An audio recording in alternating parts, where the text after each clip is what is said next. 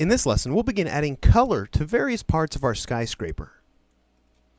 Alright, so in the previous lesson, we finished up adding some small details in the form of this helipad here, and we also began planning out for sort of a parking lot around our building. Now, in between lessons, I went ahead and worked just a little bit more on the parking lot here, and you'll take a look here and see that really what I did, if we look at the layer structure that I've created here, we've got a layer for our building, we've got a layer for the lighter gray areas in the parking lot here, and then we've got this darker gray. And all I've done here is gone in and just moved that a few pixels just to kind of create the illusion that the parking lot is recessed down into the grassy areas here. And I've also come in and made a few changes to the shapes. And I tell you what, if you take a look at the project files, you'll notice that I also merged all these shapes together using the Pathfinder. So then we no longer have individual shapes here. So let's go ahead and get started adding color. Now, I just want to go ahead and preface this just by saying that, this is really up to you as far as color. I'm going to go ahead and just throw some really quick color on this. We're not looking necessarily for realism. The real course's focus was on the perspective drawing, so this is really just to kind of finish out what we started. So the first thing I want to go ahead and do is grab my artboard tool because I want to center up my composition here. So you want to make sure and uncheck this little button right here so you're not trying to move the artwork with the artboard. If you move the artwork with the artboard, Illustrator will want to expand the artwork. So I want to go ahead and just move that artboard down just a little bit just so I can center this up.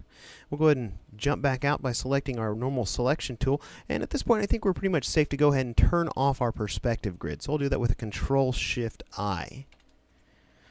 Alright. I think I'm going to go ahead and first focus on these three protrusions and sort of the coloration of those. Now, originally when I built these shapes, I had created a masked object to mask out. If we double click on the inside of these, you'll see that I've got a group of stroked lines here that was going to basically create the illusion of windows. So I think I'm going to go ahead and add some color to that stroke at this point. Let's go ahead and make that stroke sort of a dark navy blue.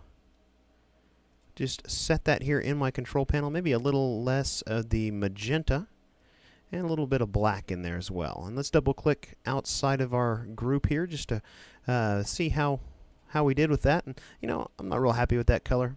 I'm going to go ahead and add a little more black to it and a little less magenta. I want it to be sort of a cool blue. Alright, so we got those windows defined with some extra color. Let's go ahead and do the same thing for these other strokes. Now I'm just going to go ahead and use my eyedropper tool to see if I can't sample the color of the strokes that we've already established here. And we'll go ahead and do the same thing for this shape as well. Alright, so we're ready to go ahead and begin adding color to the windows themselves. Now, it's probably a good idea to establish a light source, especially if you're going to be incorporating value into your color and going beyond just flat color. I figured we'd use some gradients here, so I'm going to go ahead and think that my light source is somewhere up here, kind of radiating down onto this building. So let's go ahead and just kind of zoom in here. And we'll go ahead and make sure we're out of isolation mode there so we can get a fresh start here. Let's go ahead and double click on this shape here. And let's go ahead and double click on it one more time to go into the next group. And now we've got the group of strokes, but we also have a shape behind them we can grab here. And you can see that it's this color right here. I'm going to go ahead and replace that with a gradient. So let me go ahead and zoom out just a little bit with that object selected so we can see the entire thing. And I tell you what, let's come in here and change this to a linear gradient. Now, it's going to change the color here. Let's go ahead and grab our gradient tool using the keyboard shortcut G, and we'll see our gradient annotator appear on screen. I'm going to go ahead and just drag my gradient down and across, sort of like that. And let's go ahead and begin adding some different colors here. Now, I definitely don't want to have a black in there, so let's come over here. I know this is kind of hard to see, but I'm going to go ahead and shift-click on my color bar till I get to the hue, saturation, brightness sliders, and let's go ahead and make this a little brighter, changing the hue and the saturation so we can get sort of a nice blue color here. Alright, that looks pretty good. I'm going to go ahead and change this other color here. Let's go ahead and shift click a couple times, and let's go ahead and add a lighter blue. Maybe not quite that light, or maybe not quite that saturated. Alright, so we've got a couple of different swatches here.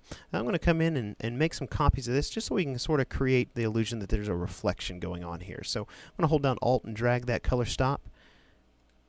And we'll hold down Alt and drag that one as well. Get sort of a nice subtle gradation that moves in and out of its light areas here. So Now it's just a matter of tweaking this up, moving these color stops around, adjusting our gradient annotator however we feel like we need to,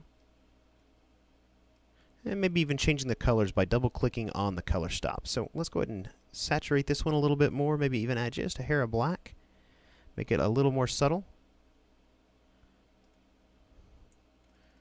And we can always exit out of isolation mode if we want to see the value comparison, kind of to the other values around that we'd already established.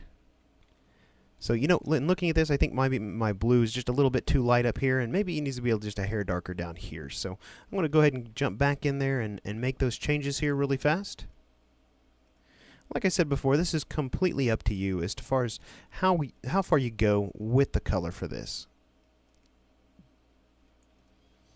Having trouble getting inside that group as far as isolation mode. So let's go ahead and use the isolation mode button up here in the control panel. And see what we got here. Let's go ahead and isolate this group as well. There we go. Alright, there's our gradient. So we'll come in here and just make this one a little bit darker, a little more saturated. I'm doing that with the CMYK slider now. We could hold shift and get over to that HSB one if we really wanted to. And let's go ahead and try that again.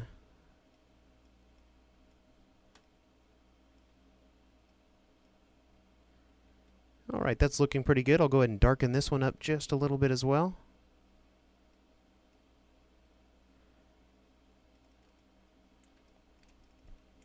Alright, that looks really good. I think we've got our gradient settled on here. I may come in and tweak that up a little bit before the end of this course, but I think it's time to go ahead and replicate this coloration over to these other two protruded panels here. So the best way to go ahead about doing that would be to take this coloration and this custom gradient we've made and go ahead and make it a swatch. So let me come over to my swatch panel and I'll just drag that right here from my tool panel and we'll drop it in there, creating a custom swatch here. That way we can come in here on our next panel and let's go ahead and drill down in isolation mode on this one as well. And let's see, we'll see if we can grab that back piece. There we go. And we can go ahead and apply this gradient to it. Now it's not going to remember the direction of the gradient. We're going to have to redraw the direction with our gradient tool here, but that's okay. I think we can get it fairly close.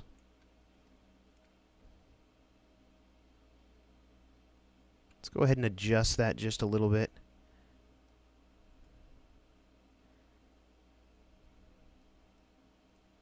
Notice here that as I mouse over my gradient annotator, we could also have access to the color stops from here as well, and it has all the same functionality as the gradient panel.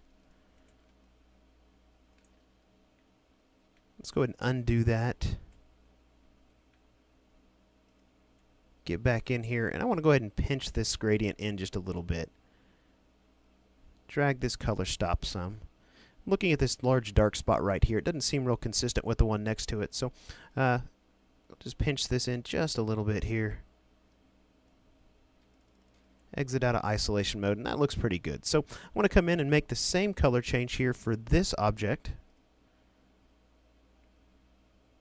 Select that panel, apply our swatch, and just draw it down to create the direction of that. I may come in here and tweak this up. Maybe that needs to be shortened just a little bit. And drag down some as well. So there we go. We'll go ahead and stick with that. Let's go ahead and jump out, and that looks like a fairly consistent reflection there that we've created on those three protruded areas. Now I think I'm going to come in next and exit out of isolation mode so we can work on these three panels, or excuse me, these two panels right here.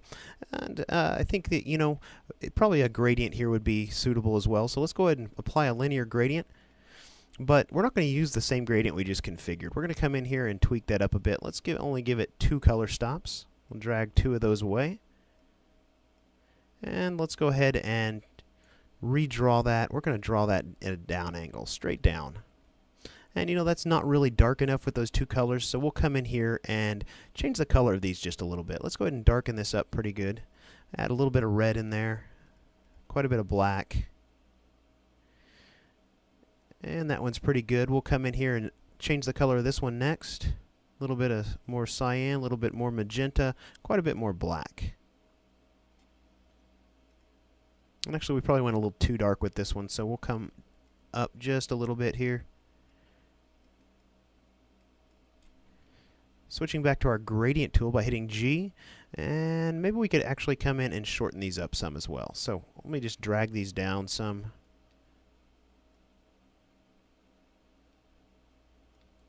Shorten this one significantly by grabbing the little circle here.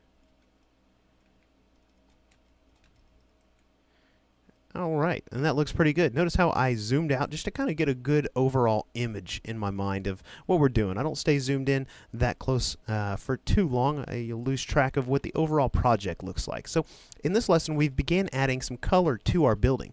In the next lesson, we're going to go ahead and pick up where we're leaving off here and continue adding color to some of these other elements in our building.